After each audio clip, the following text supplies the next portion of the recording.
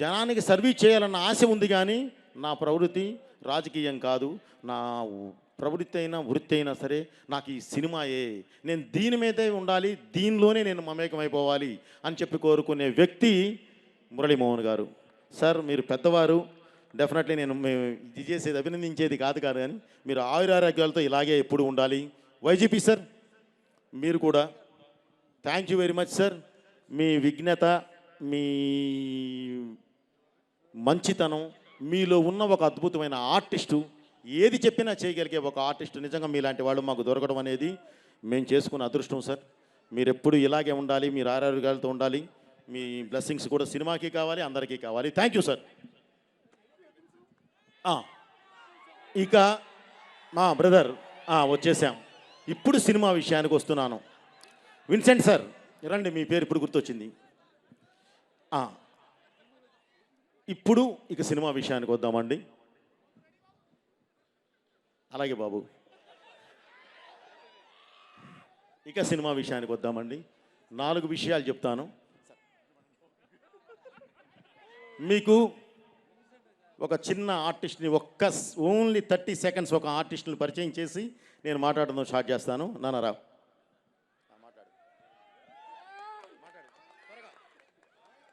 నమస్కారం అందరికీ. నా పేరు బోయపాటి వర్షిత్. నేను ఒక చిన్న క్యారెక్టర్ మూవీలో చేశాను. ప్లీజ్ మీ బ్లెస్సింగ్స్ కావాలి. నాకు ఈ ఆపర్చునిటీ ఇచ్చినందుకు బోయపాటి సార్కి వెరీ థ్యాంక్ యూ.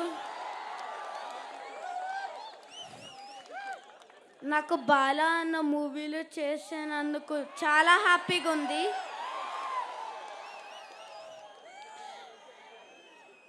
జై బాలయ్య. డాడీ ఇంకేమైనా చెప్పాలా? ఇంకేంటి చెప్పండి, నన్ను అడుగుతాను, నేను ప్రిపేర్ చేయించినట్టు. ఓకే, ఇప్పుడు వాడు నా చిన్న కొడుకు అండి. ఇందులో ఒక చిన్న క్యారెక్టర్ చేశాడు.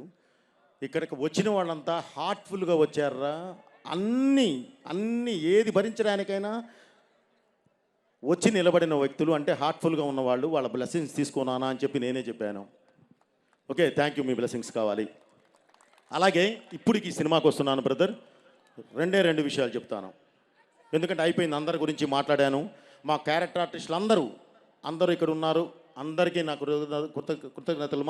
ఎప్పుడు మీరు మా సినిమాలు మీరు చేస్తూనే ఉండాలి. Bhadranna thank you very much. Okay, అలాగే మా హీరోయిన్ అందరూ రెడీ.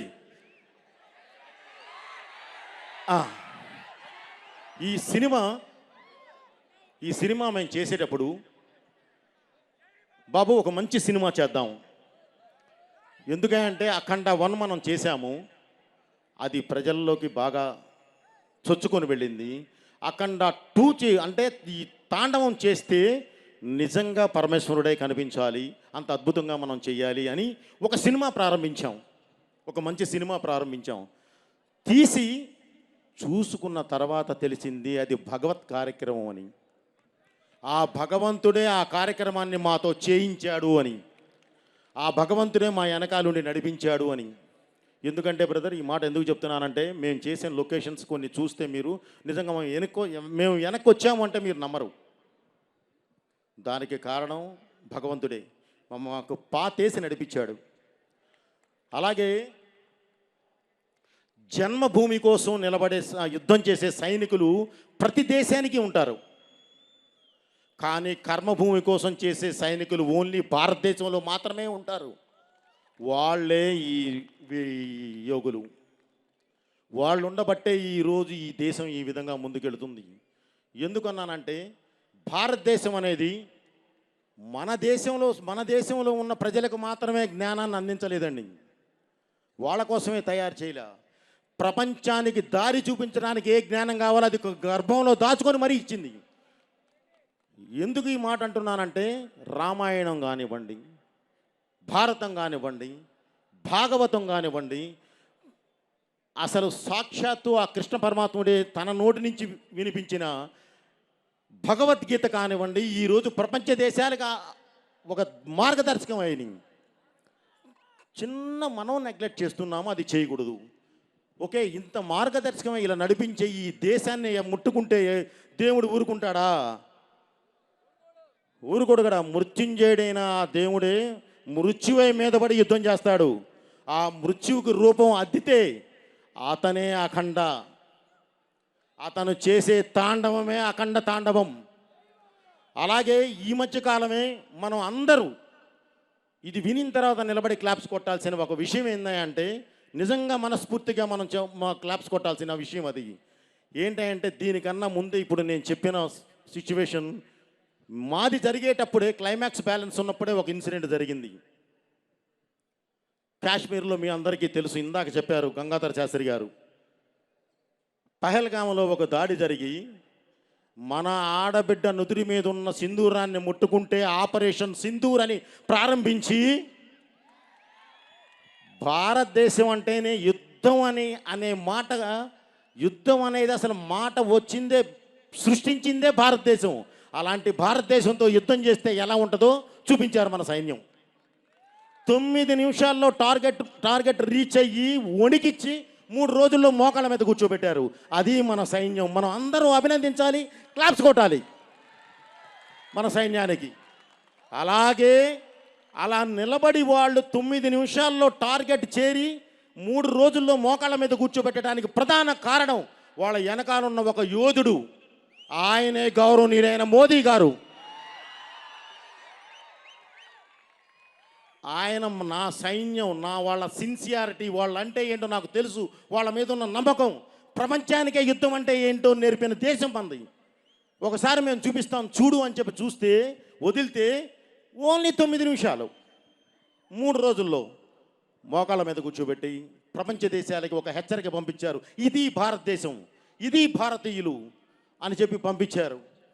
దానికి ఇంకొక విధంగా కూడా అభినందించాల్సింది భారతదేశ ప్రజలందరినీ. 140 కోట్ల మంది జనం ఒకేసారి లేచి కొట్టండి అన్నారు, కొట్టేశారు. అది మన దేశం అంటే. ఇది చెప్పడానికి చాలా గర్వంగా ఫీల్ అవుతున్నాను బ్రదర్. వాళ్ళని మనస్ఫూర్తిగా అభినందిస్తూ ఈ సినిమాని మీరు డిసెంబర్ 5 థియేటర్లో చూస్తారు. ఈ సినిమా గురించి ఇంకొక మాట చెప్పాల్సింది, ఈ పరిశ్రమ ఒక్కరిది కాదు, అందరితో కూడుకున్నది. ఇక్కడ ఈ పరిశ్రమకి కులాలు లేవు, మతాలు లేవు, భేదాలు లేవు, ఏవి ఉండవు. ఉండేదల్లా ఒకటే, మేము ప్రజల్ని ఎంటర్టైన్ చేయాలి, వాళ్ళకు మంచి చెప్పడానికి ప్రయత్నించాలి. ఇదే సినిమా అంటే. సినిమా గెలవాలి. డిసెంబర్ 5 మన సినిమా రిలీజ్ అవుతుంది. 100కి 100% మనం సక్సెస్ అవ్వాలి. అలాగే మనకన్నా ముందు ఓజీ అని ఒక సినిమా రిలీజ్ అయింది, పవన్ కళ్యాణ్ గారిది. రిలీజ్ అయ్యి చక్కగా సినిమా విజయం సాధించింది, మనం అభినందించాలి. ఈరోజు మనం రిలీజ్ అవుతున్నాం, రేపు 5వ తారీఖు మనము సక్సెస్ కొట్టాలి, మనము విజయం సాధించాలి, అద్భుతమైన స్థాయిలో ఉండాలి. రేపు జనవరికి ఇంకా పెద్ద సినిమాలు వస్తున్నాయి. రాజా సాబ్, ఆ సినిమా కూడా సక్సెస్ కొట్టాలి, సినిమా గెలవాలి. ప్రభాస్ గారు అండ్ మారుతి సినిమా గెలవాలి.